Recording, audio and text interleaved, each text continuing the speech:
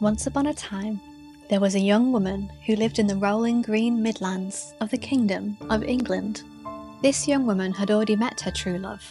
However, they were separated by a long and treacherous road called the M1. The way was strewn with fire-breathing beasts, smaller ones known as cars, and gigantic, lumbering ones the people knew as lorries.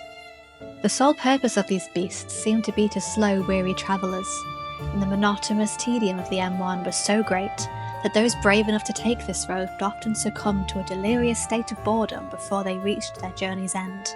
And so this young woman was forced to spend Valentine's Day alone, without her true love there to lavish her with affection and dote on her endlessly. Fortunately, as the Dowager Countess said, she was a woman with a brain and reasonable ability, so she decided to stop whining and find something to do. Being of a romantic heart, the young woman vowed to give herself the perfect Valentine's Day instead. She dressed for the day, picking an outfit fit for the occasion, full of pinks and reds. Now, if a young lady is going to do anything worthwhile with her day, she must first make sure she's well nourished. Sadly, this young woman could neither sing nor whistle, and so she was unable to summon little birds and woodland creatures to prepare her breakfast for her. Fending for herself, she happened upon some heart-shaped crumpets, and decided that would do nicely.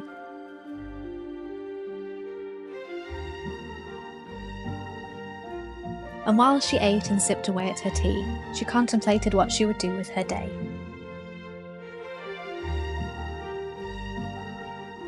First things first, let's go outside and greet the day, she decided. She donned her welly boots and coat, for winter still had its grip on these lands, and called her little hound to her. As befitting any fairy tale, this particular little hound was the young lady's best friend, and a princess in her own right. They found some fields to frolic in, and blew away the cobwebs of the morning.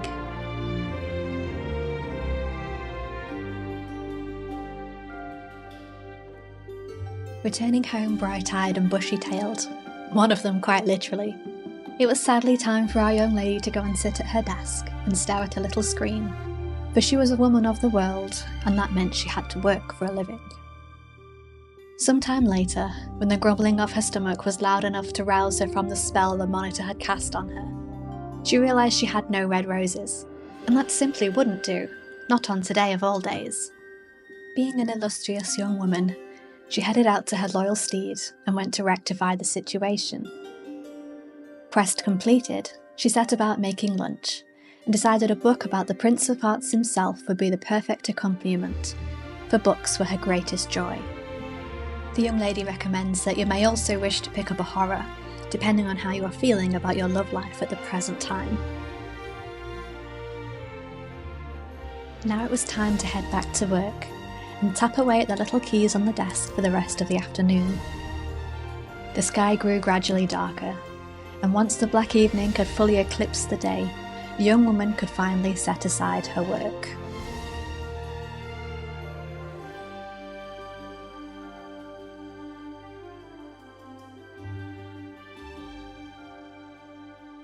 She prepared some of her favourite foods in all the land for dinner, and in honour of the day, she donned her finest dress.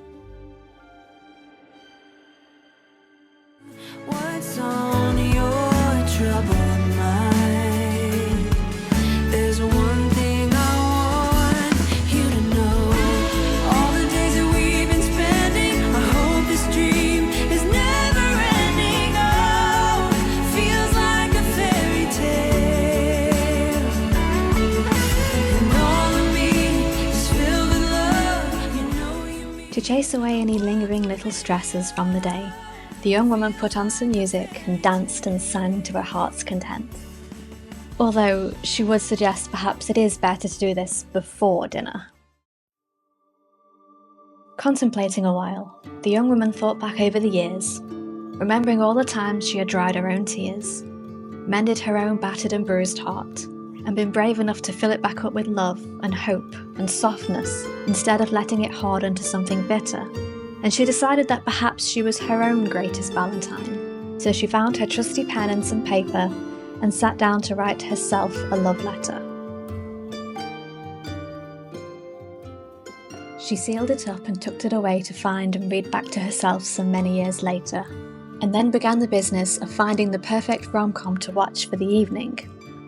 The young lady once again recommends that for some of you, a horror may be more befitting here. She watched grand declarations of love playing out on the screen, all the while grazing luxuriously on some chocolate-covered strawberries. When the two lovers had finally reached their happily ever after, the only thing left for the young woman to do was run herself a candlelit bath. As she soaked her aching back, an occupational hazard, she decided she had had really quite a wonderful day. She slipped into bed, already half asleep, heart full, and mind smiling.